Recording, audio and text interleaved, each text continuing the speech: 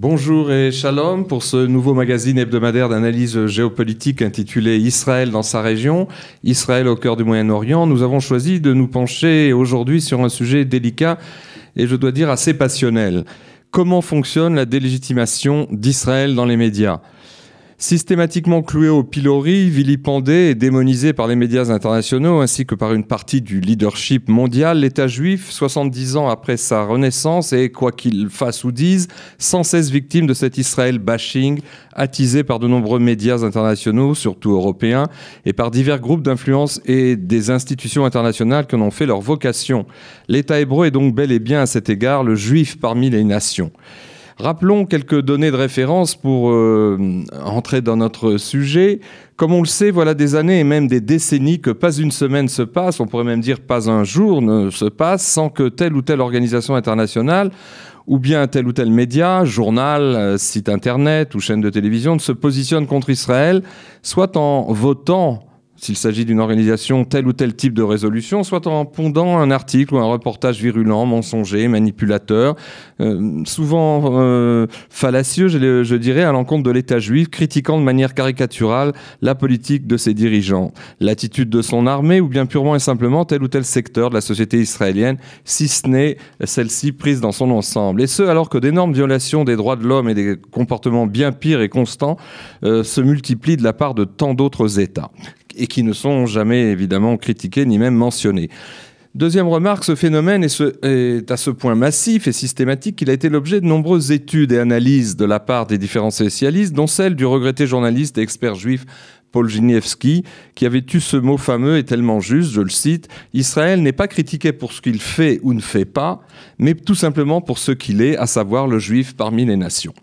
Ce qui signifie que la vaste entreprise de délégitimation et de délégalisation, on pourrait dire permanente, qui frappe Israël depuis longtemps, en le séparant de la communauté internationale et en le mettant en si haute solitude face aux nations du monde, n'a fait que reprendre, en les adaptant habilement au goût du jour, tous les vieux poncifs et préjugés les plus éculés de l'antisémitisme occidental traditionnel. Si bien qu'aujourd'hui, antisémitisme, antisionisme, antijudaïsme et anti-israélianisme ne sont confondus totalement en ne faisant plus qu'un. Une haine massive et souvent irrationnelle qui n'est pas sans rappeler la fameuse vision biblique de Bilam, le fameux prophète des nations, lorsque, envoyé par le roi moabite Balak, au lieu de maudire Israël, qui campait dans le désert avant son entrée en Eretz Canaan sous la direction de Josué, eh bien, a fini par le bénir en déclarant notamment « Voici un peuple qui résidera solitaire dans l'histoire et ne se mènera pas aux autres peuples. » Fin de citation.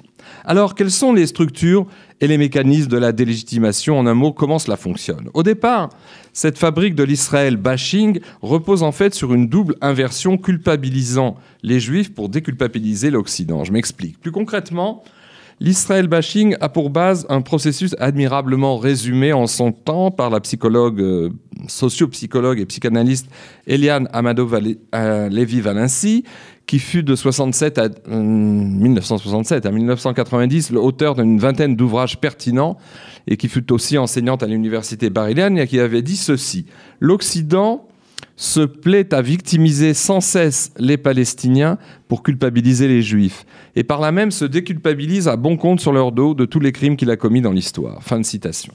Ce qui nous aide à mieux comprendre pourquoi le palestinisme d'aujourd'hui, qui est le dernier résidu, le dernier avatar de ce qu'on appelait en son temps les gauchismes, les marxismes et autres tiers-mondistes des années 60, est si répandu dans les pays occidentaux, et aussi pourquoi le long et complexe conflit israélo-palestinien, qui dure depuis plus d'un siècle, est devenu un véritable théâtre d'ombre, dont on peut ainsi décrire brièvement le fonctionnement, sachant qu'un pays comme la France vit toujours avec la plaie ouverte des deux grands traumatismes socio-historiques de son histoire. Premièrement, la collaboration de l'État français avec les nazis, l'État de Vichy, et deuxièmement, la cruelle guerre coloniale menée 8 ans durant en Algérie. Or, en soutenant à fond et presque aveuglément les Palestiniens, les Occidentaux, surtout européens, et parmi eux en bonne place les Français, scotonomisent, ou si vous préférez, essayent de cicatriser leur culpabilité qui est celle de la collaboration pro-nazie et des affres de la guerre coloniale. Et comment le font-ils? Eh bien, en évacuant d'un coup ce double et pesant sentiment de culpabilité dont ils se rachètent à bon compte, en présentant les Juifs ou les Israéliens d'aujourd'hui, qui sont les descendants directs, selon eux, des victimes de leur premier traumatisme historique lié à la Shoah, comme des bourreaux du peuple palestinien contre cet ensemble de nouvelles victimes du sionisme dont ils aiment tant prendre la défense. C'est une opération d'inversion qui a vocation de les racheter par là même des excès qu'ils ont commis dans tout le monde arabo-africain, qui fut celui de leur ex-empire, tout en s'exonérant à bon compte au passage des crimes du régime de Vichy. D'autant que ce processus marche processus psychologique, interne, qui touche l'inconscient collectif, en fait, de tout un peuple et de tout un ensemble européen, que cette roue de l'histoire a tourné, et justement, les victimes suppliciées d'hier, les Juifs, sont mis en scène comme étant maintenant les bourreaux d'un autre peuple, un peuple arabo-musulman. C'est un processus évidemment manipulateur et malsain qui fonctionne d'autant mieux que dans le monde juif et en Israël même, certaines personnes sont victimes d'un phénomène qu'on appelle la haine de soi, et ils apportent, sans le savoir ou en le sachant plus ou moins, de l'eau au moulin de ces arguments fallacieux en fournissant des encouragements donc à l'Israël bashing. C'est ce qui avait donc poussé à nouveau Amado Lévy-Valency a prononcé une autre phrase qui résumait son analyse. Elle avait dit ceci: « Certains juifs prennent la subjectivité hostile de leurs ennemis pour de l'objectivité. » Alors, l'un des mécanismes de fonctionnement de cette délégitimation et même de cette délégalisation systématique d'Israël dans les médias et sur la scène internationale a pour fondement les fausses équivalences morales fabriquées contre Israël de toutes pièces par ce qu'on pourrait dire les indignés. À partir de la matrice de la double inversion dont je viens de parler, culpabilisant les Juifs pour exonérer l'Occident de tous ses crimes, donc grâce à cette une compassion inconditionnelle et toute chrétienne, on pourrait dire aussi envers les Palestiniens, l'Israël bashing procède dans sa démonisation des Juifs avec une dizaine de fausses équivalences morales, dont le regretté historien de l'antisémitisme Robert Wistrich et le géostratège israélien Manfred Gestenfeld ont établi une liste que je résume brièvement ici, en plusieurs points. Premièrement, alors il s'agit donc de fausses équivalences qui traversent donc l'Israël bashing. 1. La conduite d'Israël face aux Palestiniens serait équivalente à celle des nazis face aux Juifs pendant la Seconde Guerre mondiale. 2. Et c'est quand même un argument assez intéressant et important, Israël, nous dit-on, serait un État fasciste et raciste. 3. Israël serait aussi un État d'apartheid. Chaque argumentation a sa logique, qui évidemment on n'a pas le temps d'analyser ici. 4. Israël serait un pouvoir colonial et oppressant comme la France le fut en Algérie. 5. Il y a la fallacieuse et trompeuse comparaison de la Shoah avec la Nakba, la catastrophe que constitue pour les Palestiniens la création de l'État d'Israël en 1948, la renaissance de l'État d'Israël à cette date. 6. On fait croire que Tsahal et les forces de sécurité israéliennes tirent volontairement et à vue, et aussi avec cruauté sur des civils. Comme par exemple ce qui se passe tous les vendredis sur la frontière de Gaza, qui évidemment n'est pas cette explication, mais ce sont des choses qu'on entend à ce propos. 7. Les fausses informations de propagande et autres rapports qui sont fournis aux organisations internationales par toute une série d'ONG locales et internationales pro-palestiniennes. On se souvient du rapport Goldstone sur la première guerre de Gaza en 2008, un rapport qui avait conditionné la condamnation d'Israël par le Conseil des droits de l'homme de l'ONU et duquel le propre auteur de ce rapport, le juge Goldstone, originaire d'Afrique du Sud, eh bien, s'était lui-même dédié en disant qu'il avait été induit en erreur par les faux rapports des organisations non gouvernementales, des ONG. Autre accusation fallacieuse et fausse équivalence morale contre Israël, la comparaison entre la guerre qui fut menée par la France en Algérie et le combat pour la cause palestinienne. Autre dernière équivalence morale fallacieuse, les sionistes voudraient ainsi conserver le grand Israël s'étendant depuis juin 67 du Jourdain à la Méditerranée, et cerise sur le gâteau, Israël serait, dans le jargon du palestinisme, un État impérialiste, sionisme rimant avec expansionnisme. Alors, pour parler aujourd'hui de tout cela avec nous, Stéphane Amar. Stéphane, bonsoir et bonjour. Plutôt, vous étiez journaliste d'abord en France à FR3 à Nice. Vous avez commencé votre brillante carrière, puis vous êtes installé en Israël en 2003. Et là, vous êtes devenu correspondant de plusieurs chaînes de télévision européennes, dont aujourd'hui Arte et la télévision suisse, la RTF. Alors, j'ai une première question, puisque vous êtes un homme d'expérience, un homme de terrain, et vous connaissez ce problème. Dans votre propre activité quotidienne de journaliste et de correspondant sur le terrain, de correspondant de presse, est-ce que vous touchez du doigt ces pratiques de l'Israël bashing par vos confrères, ou par des remarques, ou par des attitudes autour de vous, et comment les ressentez-vous ? Je dirais, il y a plusieurs niveaux pour répondre à votre question. Au niveau de mes employeurs, c'est-à-dire donc essentiellement effectivement Arte, la RTS, BFM Télé, je ne le ressens pas du tout. Je n'ai jamais eu, je le dis très honnêtement, de pression ou de sentiment même d'antipathie par rapport à Israël. Les rédacteurs en chef, les rédactions veulent comprendre ce qui se passe. C'est une réalité complexe sur laquelle bien sûr chacun a son avis. Vous serez d'ailleurs surpris peut-être de savoir qu'il y a des gens qui sont plutôt pro-israéliens dans ces milieux-là. Il y a des gens qui ont plutôt des sympathies pour les Palestiniens, mais globalement, en tout cas avec les chaînes avec lesquelles je travaille, qui sont des chaînes nationales et pour le cas donc de Arte et de la RTS, des chaînes d'État, des chaînes publiques, il y a cette volonté de comprendre ce qui se passe et c'est vraiment sur cette base-là que s'est établie notre collaboration. Je ne remarque pas réellement d'antipathie particulière, pour répondre à votre question, à l'égard d'Israël. Mais est-ce que ce phénomène, que moi j'ai analysé comme global, c'est peut-être pas le cas dans votre pratique, mais d'après vous, qui êtes aussi un observateur de la scène moyen-orientale et de la scène médiatique, est-ce que ce phénomène est constant? C'est-à-dire il est le même aujourd'hui qu'il y a 10 ou 15 ans après, non, il y a une évolution. Non, il y a une évolution, au contraire, dans le sens inverse. J'ai commencé à travailler vers la fin de l'intifada, donc en 2004-2005. La région était encore extrêmement violente. Il y avait des attentats régulièrement, etc. Et je pense qu'à ce moment-là, les opinions étaient beaucoup plus tranchées et l'hostilité à l'égard d'Israël beaucoup plus marquée. Il y a une évolution très nette. Le monde a bougé. Il y a eu d'abord l'arrivée du Hamas à Gaza, qui a beaucoup changé l'image, d'une certaine manière, des Palestiniens. Il y a aussi les printemps arabes dans toute la région, qui fait qu'on regarde Israël, j'allais dire, avec beaucoup plus d'équité. Il y a eu aussi les attentats, la vague d'attentats en France, évidemment, ce qui fait que je note beaucoup plus d'équilibre. Il y a par exemple un exemple extrêmement frappant, c'est l'exemple du bureau de France 2 à Jérusalem.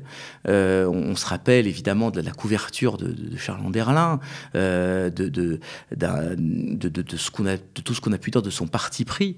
On voit que là, c'est exactement l'inverse. En tout cas, on a une couverture beaucoup plus, avec le nouveau correspondant, une couverture qui est beaucoup plus équilibrée, qui va beaucoup plus en profondeur dans ce qu'est la société israélienne, dans toute sa diversité. On ne parle plus seulement du conflit, mais on parle aussi de l'économie, on parle aussi du tourisme. Donc c'est le signe que Israël, quelque part, est regardé comme un État plus normal que c'était le cas il y a une dizaine d'années. Donc une évolution positive. Et vous disiez que, en ce qui concerne vos propres employeurs actuels, vous n'étiez pas censuré, mais le produit que vous envoyez, il est aussi en montage, il est ensuite... on peut faire ce qu'on veut aujourd'hui avec les images non, moi j'envoie des reportages qui sont diffusés tels quels à l'antenne. Alors il est évident, c'est une question qu'on me pose souvent, hein, est-ce que j'adapte mes reportages à... Oui, est-ce qu'il n'y a pas de l'autocensure personnelle? L'autocensure, en tout cas, j'allais dire, il faut trouver évidemment une manière de s'exprimer qui puisse être compris de tout le monde et surtout qui puisse être acceptée par tout le monde. Il est évident que dans ce conflit, il y a deux parties en présence et que notamment dans un pays comme la France, où il y a une forte communauté juive, une très forte communauté musulmane, les gens ont un parti pris. Donc il ne s'agit pas de présenter une version des faits qui puisse plaire à telle ou telle partie du public. Mais je suis reporter essentiellement, donc je vais sur le terrain. J'étais par exemple, pour donner un exemple précis, hier sur cette fameuse histoire de la route de l'apartheid, qui a fait la une des journaux ces derniers jours. Vous savez, c'était cette route qui a été séparée en deux. Et on s'aperçoit en allant sur place que la réalité est beaucoup plus compliquée. La plupart des Palestiniens sont très satisfaits de cette route.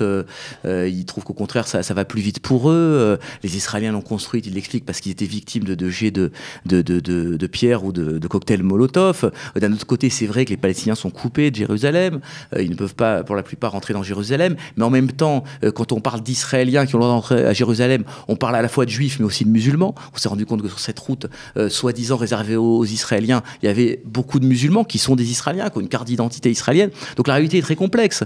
Et je crois que ce qu'attendent les gens, ce qu'attendent mes rédactions, ce qu'attendent le public en général, c'est de comprendre la complexité de cette réalité. Et dès lors qu'on met en place tous ces éléments, qu'on présente la situation telle qu'elle est, on peut s'adresser tout à fait sereinement au public sans avoir peur d'apparaître partial d'un côté ou de l'autre. C'est-à-dire des situations sophistiquées qui sont d'imbrication, qui sont dans la nuance et qui ne sont pas dans le manichéisme du noir et blanc. Absolument. Alors, ne pensez-vous pas aussi, puisque c'est notre sujet de réflexion commun ce soir, comment se fabrique la délégitimation? Est-ce que il y a toutes sortes de facteurs, j'ai parlé de certains d'entre eux tout à l'heure, mais ne pensez-vous pas, surtout dans le cas de la France, qui a un certain passé, avec des traumatismes historiques contemporains qui jouent encore, que l'antisémitisme historique et l'antisionisme de principe, deux phénomènes structurels et non contingents qui sévissent en Europe, expliquent aussi tous ces préjugés qu'on retrouve et qui nous sont sortis et ressortis dans certains médias avec des expressions toutes faites au menu fretin des journaux télévisés, des pages de grands quotidiens,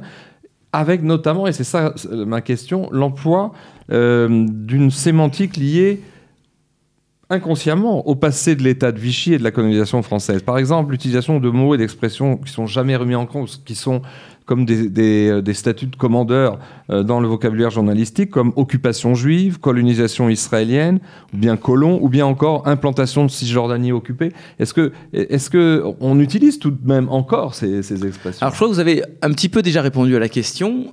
Je dirais colonisation oui, Vichy non. Ou à la marge. C'est-à-dire qu'on se rappelle, j'ai oublié son nom, de ce prix Nobel de littérature qui avait comparé ce qui se passait à Ramallah, à Auschwitz, ou je sais pas quoi.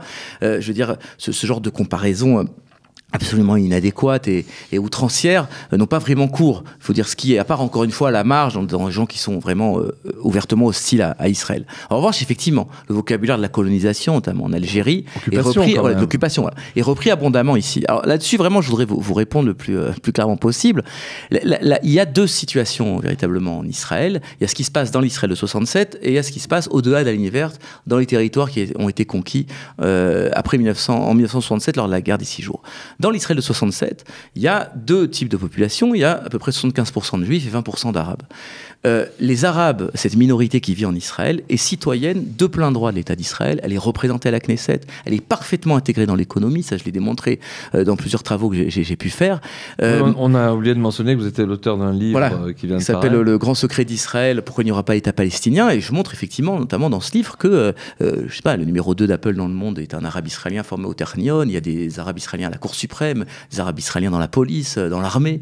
Je veux dire, il y a Jérusalem où on se trouve, il est difficile de trouver une pharmacie qui n'est pas tenue par un arabe. Donc, je veux dire, il n'y a évidemment aucune forme de discrimination, à la marge, évidemment, comme toutes les minorités dans le monde, mais globalement, évidemment, c'est une situation d'un pays normal avec une minorité dans un État-nation. Maintenant, ce qui se passe en Cisjordanie, c'est complètement différent, puisqu'il y a effectivement deux types de citoyens. Il y a les Juifs qui vivent dans les implantations, et les Palestiniens qui vivent autour. Ces Juifs et ces Palestiniens n'ont pas le même statut. Donc, d'une certaine manière, ça rappelle effectivement ce qui se passait en Algérie. Ça rappelle aussi, d'une certaine manière, je mets des grands guillemets, ce qui s'est passé en Afrique du Sud. Alors, je discutais, par exemple, dans ce reportage, sur la route dont je vous parlais, de la pertinence du mot apartheid. Est-ce qu'on peut vraiment parler d'apartheid? Est-ce que ce qui se passe ici est ce qui s'est passé en Afrique du Sud? Non. Parce que, par exemple, en Cisjordanie, je vous le disais, l'apartheid n'est pas entre Juifs et Arabes. La différence n'est pas faite entre juifs et arabes, mais entre israéliens et palestiniens. Et on peut être israélien et arabe. Donc, vous voyez, c'est extrêmement complexe, c'est extrêmement subtil. Alors, effectivement, il y a des points communs, mais je trouve, de mon point de vue, qu'il y a un abus, effectivement, dans la comparaison. C'est-à-dire qu'on veut plaquer une réalité sur une autre, alors que chaque situation est différente. L'Algérie n'est pas l'Afrique du Sud n'est pas la Cisjordanie. Et c'est pour ça, je pense qu'il est le rôle des journalistes d'expliquer la nuance. C'est difficile, hein, souvent en télévision, il faut dire ce qui est, parce qu'on a des formats qui sont très courts. Mais je crois que pour comprendre ce qui se passe, et surtout, c'est très important pour aider les Palestiniens et les Israéliens à sortir de ce conflit, il faut absolument décrire la situation en toute sa complexité et surtout montrer ce que je m'efforce de faire dans tous mes reportages, j'allais dire la positivité aussi qui se passe dans ces territoires-là. Parce que, bon, je parlais d'Israël, mais en Cisjordanie aussi, tout n'est pas noir. Les Palestiniens que j'ai rencontrés hier ont d'excellents rapports avec leurs voisins juifs. Donc, moi, je prétends qu'on peut bâtir une autre réalité et surtout ne pas tomber dans des caricatures qui, en fait, ne servent personne, ni les Israéliens, ni les Palestiniens. En fait, ma question, j'y reviens sous un autre angle, a trait aux acquis négatifs d'une certaine sémantique qui repose justement sur le traumatisme de l'époque de l'occupation et de l'état de Vichy. C'était pas de comparer Israël évidemment avec cela. Mais certains le font, hein. Certains le font. Oui, c'est vrai. mais aussi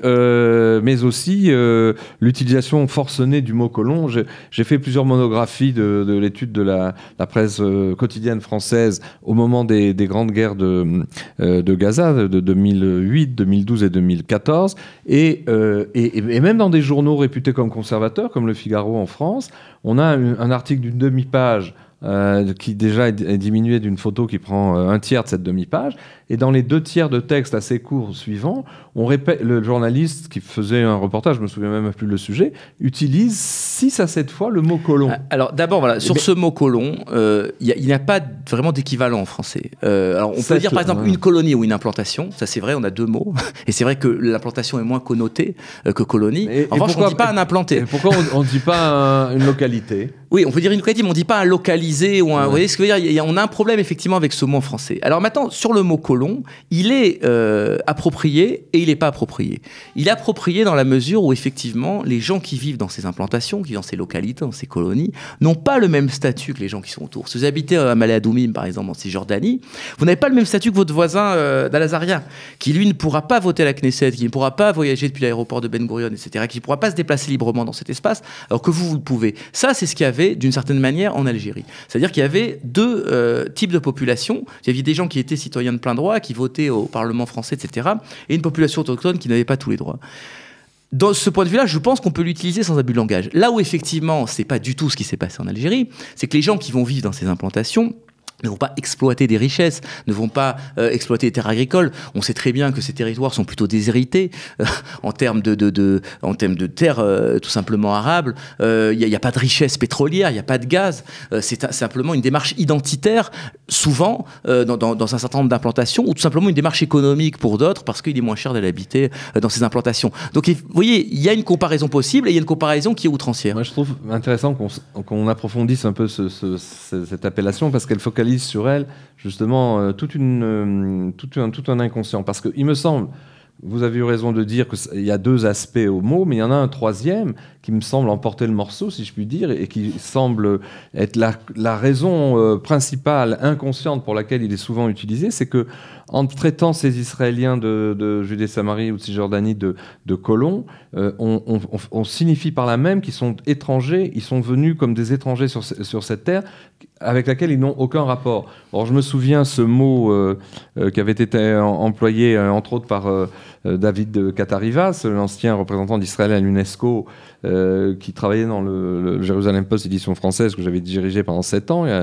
au début des années 90, et qui avait dit, mais comment peut-on traiter sur un air de ne pas y toucher ces Israéliens-là de colons, alors que, contrairement justement aux colons français en Algérie, ces personnes qui vivent dans ces territoires sont les descendants de gens qui ont un rapport avec ces territoires. Et alors que ce n'est pas le cas des colons d'Algérie. Vous avez absolument raison, c'est une des grandes différences également. Mais là, par exemple, on pourrait aussi parler de l'Afrique du Sud. Il faut savoir que les Blancs étaient en Afrique du Sud avant les Noirs. Ils ont colonisé l'Afrique du Sud, entre guillemets, bien avant que les Noirs s'y trouvent, et c'est le progrès créé par les Blancs qui ont fait descendre les tribus noires du Nord vers l'Afrique du Sud. Donc effectivement, chaque situation est complexe. Alors sur cette question précisément des habitants juifs donc de Cisjordanie, oui c'est vrai, vous avez raison, il y a une ignorance quelque part, y compris d'ailleurs dans le public juif, hein, ça ne se limite pas au public non juif, il y a une ignorance de l'histoire, de l'histoire de ce territoire, de qui s'y trouvait avant, mais il y a une vraie responsabilité d'Israël, du gouvernement israélien, parce que le gouvernement israélien lui-même considère ces gens comme des citoyens à part, puisque finalement, ils vivent dans un territoire qui n'a pas le même statut que le reste d'Israël. Donc cette ambiguïté, elle est entretenue par l'État d'Israël même. Si demain, il n'y a aucune discussion, par exemple, sur la légitimité des Juifs à Tel Aviv, à Haïfa ou à Tibériade, parce que c'est un territoire qui a un statut international extrêmement clair. Et même, je dirais même, dans le plateau du Golan, parce que c'est un territoire qui a été annexé par Israël, et donc la population arabe également. Maintenant, du fait qu'Israël n'annexe pas ces territoires, entretient cette ambiguïté, veut quelque part le beurre et l'argent du beurre, c'est-à-dire avoir une prise sur ces territoires sans donner la nationalité, ou en tout cas des droits aux Palestiniens qui s'y trouvent, Israël nourrit cette ambiguïté. Certainement. On avait certains, même habitants ou dirigeants disons, de l'establishment juif en Judée-Samarie, ont reproché aux différents gouvernements israéliens, aux gouvernements israéliens successifs, pendant 50 ans, de ne pas avoir pris la décision du statut. C'est un vrai problème. Mais en tout cas, ça nous renvoie à un sujet qu'on avait abordé dans une précédente émission, qui traitait justement de l'histoire et du statut de la Judée-Samarie, où on avait réussi à se mettre d'accord en disant que l'expression la plus honnête et la plus objective et la moins connotée n'était évidemment pas celle de territoire occupé, mais celle de territoire disputé. Elle fut employée pour la première fois par le président français Mitterrand, qui avait eu, je dirais, la délicatesse, qu'on l'apprécie ou non en tant que personnage politique, de parler de territoire disputé. Vous me l'apprenez, je ne savais pas. Et territoire disputé, c'est quand même quelque chose qui est, je dirais, plus objectif dans l'histoire, plus neutre que territoire occupé. Alors là aussi, si vous voulez, oui, c'est un territoire disputé dans la mesure où ça n'a jamais été un État constitué, effectivement. Avec un statut qui... Il avait été annexé par la Cisjordanie, mais l'annexion n'avait été reconnue quasiment par personne, hormis, je crois, le Pakistan et la Grande-Bretagne. Maintenant, l'occupation militaire, elle est réelle, elle est indéniable. Je veux dire, c'est un territoire qui est administré par l'armée depuis 51 ans. Faute d'un autre statut bien sûr. public. Donc, je veux dire, les militaires sont partout, les barrages militaires sont partout, les Palestiniens de leur naissance à la mort doivent en référer à l'autorité militaire israélienne pour tout un tas de démarches. Donc, c'est également une occupation, c'est une réalité, cette occupation. Et encore une fois, Israël, de son propre chef, ne veut pas mettre fin à cette occupation pour des raisons essentiellement démographiques, mais c'est une responsabilité, je pense, réelle du gouvernement israélien dans cette affaire. Alors j'ai sous les yeux une autre liste intéressante qui a été établie par toujours ce géostratège israélien Manfred Gestenfeld, qui parle 12 langues, qui parle un très bon français que je me fais un plaisir d'inviter sur ce plateau lors de nos prochaines rencontres. Eh bien, une liste sur les mensonges, c'est une autre liste, et pas les fausses équivalences, mais c'est les mensonges perpétués par certains médias concernant l'attitude d'Israël face aux Palestiniens. Alors j'en cite quelques-uns. Israël commettrait un génocide et un nettoyage ethnique contre le peuple palestinien. Israël, on parle de nettoyage ethnique parce qu'il y a avec ce qui s'est passé dans les Balkans, il y a un précédent et on l'utilise en fait. Israël empêcherait la fourniture en eau des Palestiniens. L'État juif bafouerait ses obligations liées aux accords d'Oslo. Israël nierait tout droit au retour des Palestiniens, des millions de réfugiés palestiniens. Israël saperait la solution à 2 États. Alors il y a plusieurs choses que vous dites. Je vais répondre sur un ou deux points. Ouais, c'est ça.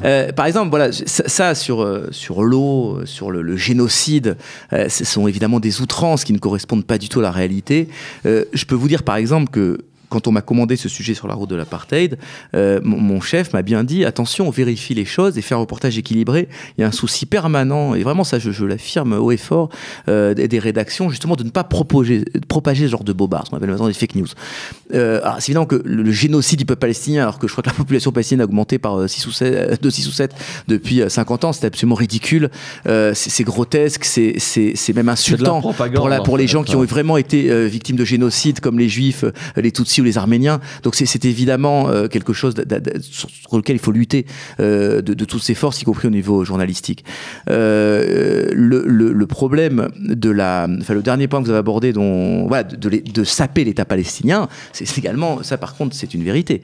Je veux dire, les implantations... Non, de saper la solution à 2 États. Oui, ça oui. Enfin, moi, c'est ce que je démontre dans mon livre. L'État d'Israël sape la solution à 2 États depuis 50 ans. La gauche comme la droite. Je veux dire, c'est le plus grand colonisateur, entre guillemets, c'est Rabin.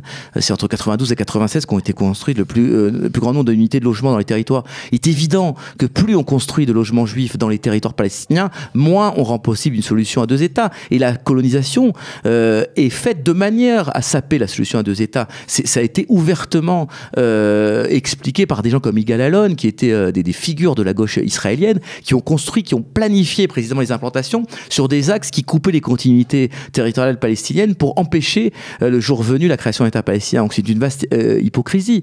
Encore une fois, là, c'est ce que j'essaye de démontrer dans mon livre. Je pense qu'Israël commet une lourde erreur en n'assumant pas ce point-là, puisque chaque observateur à peu près honnête, à peu près objectif, voit très bien qu'il n'y a plus du tout d'État palestinien possible, du fait même des implantations, pas seulement. Le principal obstacle étant, de mon point de vue, le schisme entre le Hamas et le Fatah. Mais la colonisation est évidemment un élément très important. Alors, dernière question, Stéphane, dans notre parcours de ce soir. Est-ce que vous pensez qu'on peut lutter contre ce phénomène de la délégitimation et son aggravation qui est la délégalisation? Parce que délégitimer, c'est un argument idéologique. Mais délégalisation, comme c'est le cas dans certaines instances internationales, c'est encore plus grave. Est-ce qu'on peut lutter contre? Et si c'est le cas, comment? Alors oui, on peut lutter contre d'abord par un moyen, j'allais dire, assez simple. C'est en renforçant d'une certaine manière la coopération entre Israël et les États du monde. Je pense que ces dernières années, on a très bien vu que les relations diplomatiques, on l'a vu d'ailleurs cette semaine avec le Tchad, le réseau, j'allais dire, diplomatique d'Israël s'est considérablement développé. Israël maintenant a des accords très importants avec l'Inde, avec la Chine, même avec la Russie. On a vu ce qui s'est passé en Syrie, il y a une véritable coopération militaire entre la Russie et Israël. Maintenant même avec les pays du Golfe, avec l'Arabie Saoudite, vous avez une carte derrière vous, on voit très bien que la géopolitique a changé, et le fait même qu'Israël noue des alliances, qu'Israël rentre finalement de plus en plus dans le concert des nations, sape quelque part tous les efforts pour délégitimer Israël. Maintenant, vous avez raison, l'offensive qui est menée à l'ONU, souvent par des pays qui devraient avoir honte, quelque part, de mener une telle campagne, puisque eux-mêmes ne sont pas respectés des droits de l'homme. Quand on voit que des pays comme la Syrie ou comme le Soudan osent mener des fronts comme Israël, quand on sait les massacres qui s'y sont produits, c'est absolument indécent. Mais je pense que ce danger, quelque part, l'orage est passé, je dirais. Je pense que ce danger a été beaucoup plus important il y a quelques années. Je pense que de plus en plus, les opinions mondiales se rendent compte que les Juifs, comme tout peuple dans le monde, ont le droit à un État, ont le droit de vivre en paix dans des frontières reconnues. Et globalement, si on regarde une dynamique, j'allais dire, sur une centaine d'années, c'est une réalité qui est maintenant complètement installée. Je veux dire, la plupart des pays arabes maintenant reconnaissent, si ce n'est de jure de facto, l'État d'Israël. Il y a encore évidemment ce problème avec l'Iran qui tient un discours pour le coup vraiment génocidaire, exterminationniste vis-à-vis d'Israël. Mais là, on peut constater quand même que la grande majorité de la communauté internationale se tient aux côtés d'Israël pour garantir sa sécurité. Macron l'a encore dit aujourd'hui au président Rivlin. Et il y a la perspective du voyage de Netanyahou, donc on ne sait pas si elle est très fondée au Maroc. On le verra dans les prochains jours. Merci Stéphane d'être venu pour nous parler de tout cela. Bonne soirée, à bientôt. À bientôt. On se retrouve dans quelques secondes pour nos extraits de la presse arabe régionale. Quelques extraits dans cette dernière partie de notre magazine de la presse arabe régionale, avec tout d'abord le journal saoudien Al Jazeera, à ne pas confondre avec la chaîne de télévision du même nom, qui constate que l'opposition intérieure en Iran au régime des mollahs a un besoin, dit-il, désespéré de leadership. Alors que l'Iran subit un véritable siège économique de la part des États-Unis et de leur train drastique de sanctions afin de pousser les mollahs à accéder aux exigences américaines, écrit l'éditorialiste de ce journal Mohamed Al-Sheikh, les décideurs de Téhéran, qui suivent et analysent de près les nombreux mouvements de protestation manifestant à travers tout le pays depuis de longs mois, sont sans doute très soulagés de constater qu'il leur manque un leadership uni et efficace parlant d'une seule voix. Lequel seul, dit cette analyse, serait en mesure d'organiser un vaste soulèvement populaire capable de renverser le régime des mollahs. Au nom de son idéologie extrémiste, le haut clergé chiite, dirigé par ces mollahs, a subtilisé le pouvoir à Téhéran en dénaturant l'Iran, mais comme tous les régimes théocratiques, ce pouvoir pourrait à terme vaciller et chuter pour la simple et bonne raison qu'il repose sur des mythes théologiques erronés et non sur des intérêts rationnels. Car je crois fermement, ajoute Mohamed Al-Sheikh, que ces dirigeants iraniens religieux capituleraient si tous les mouvements de protestation étaient assez avisés pour former une opposition unifiée. Mais pour y arriver, compte tenu de la terrible répression qu'ils subissent de la part du pouvoir chiite, ils ont un besoin désespéré de l'aide des pays voisins de l'Iran, car il leur sera impossible de relever cet immense défi sans le soutien financier et organisationnel d'acteurs externes à l'Iran. On voit que cet éditorialiste plaide pour lui-même, puisque étant donc saoudien, on sait que l'Arabie saoudite essaye d'aider les oppositions iraniennes à renverser le régime de Téhéran. Il sera impossible, je reprends le texte, de relever cet immense défi sans le soutien financier et organisationnel d'acteurs externes à l'Iran, alias l'Arabie saoudite.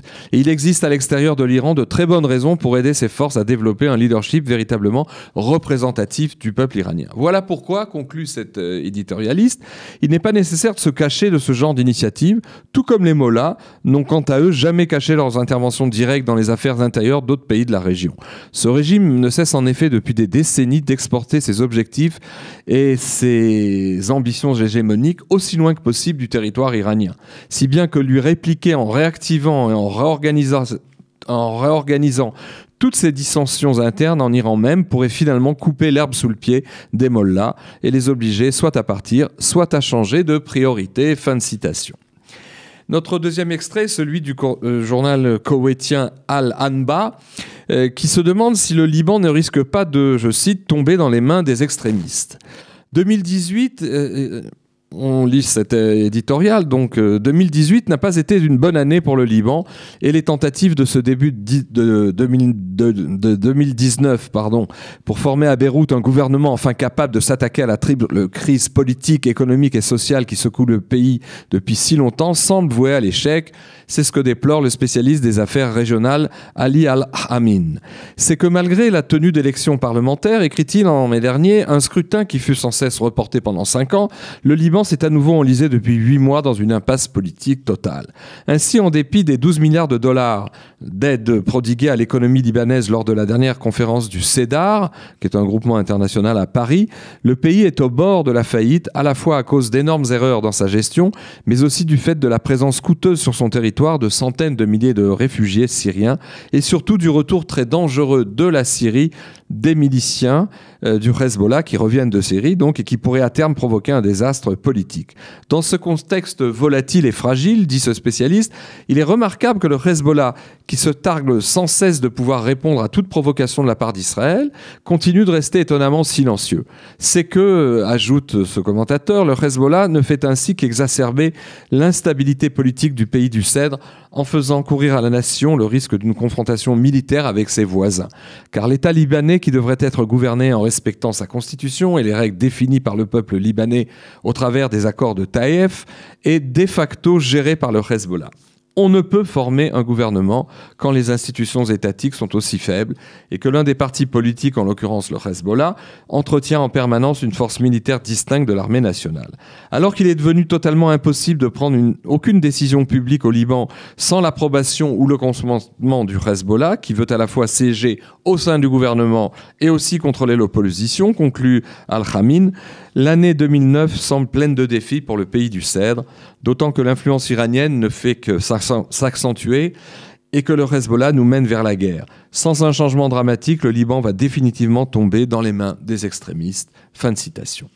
Notre troisième extrait est celui du journal Al-Arabi Al-Jadid, qui est publié à Londres en langue arabe et qui explique pourquoi les contre-révolutions, selon lui, auraient échoué dans le monde arabe. En ce début 2019, fait remarquer l'éditorialiste Ali Anzoula, eh bien, force est de constater, par un bref passage en revue régionale, que le phénomène des contre-révolutions dans le monde arabe a pris fin, dit-il.